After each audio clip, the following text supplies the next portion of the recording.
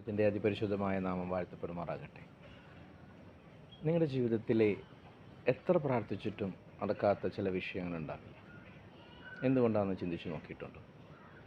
പല കാര്യങ്ങളിലും വിടുതൽ ലഭിക്കുമ്പോൾ ഒരു വിഷയത്തിൽ മാത്രം എത്ര പ്രാർത്ഥിച്ചാലും നിങ്ങളുടെ ജീവിതത്തിൽ അതൊരു വിടുതലായിട്ട് മാറുന്നില്ല. ആ വിഷയം അങ്ങനെ തന്നെ നിൽക്കുന്നതായിട്ട് നിങ്ങൾക്ക് അനുഭവപ്പെട്ടിട്ടുണ്ടോ? എങ്കിൽ ഞാൻ പറയുന്ന ഈ കാര്യമൊന്നും നിങ്ങൾ ചെയ്തു നോക്കൂ.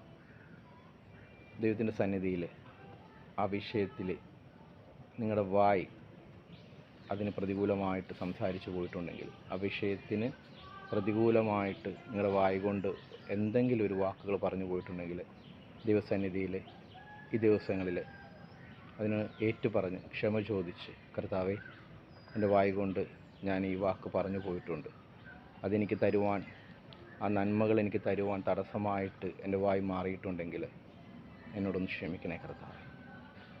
ഈ വാക്കുകളൊന്ന് പറഞ്ഞു നോക്കി, ഒന്ന് പ്രാർത്ഥിച്ചു നോക്കൂ. നിങ്ങളുടെ വിഷയങ്ങളിൽ അടുത്ത ദിവസങ്ങളിൽ തന്നെ അതിനൊരു മറുപടി ലഭിക്കുന്നതായിട്ട് നിങ്ങൾക്ക് അനുഭവിക്കാൻ സാധിക്കും. ദൈവം എല്ലാവരും അനുഗ്രഹിക്കട്ടെ.